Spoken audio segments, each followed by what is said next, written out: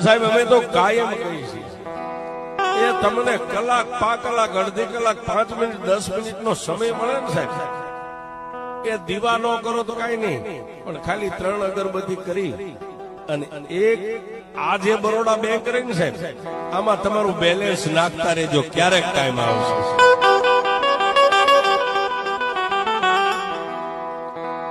તમે રાતની મહેનત કરો 5-10 લાખ રૂપિયા બેંકમાં જમા કરો તમને પાવર હોય મારી પાસે 10 પડ્યા છે ગમે ત્યારે ઉપાડી લેશે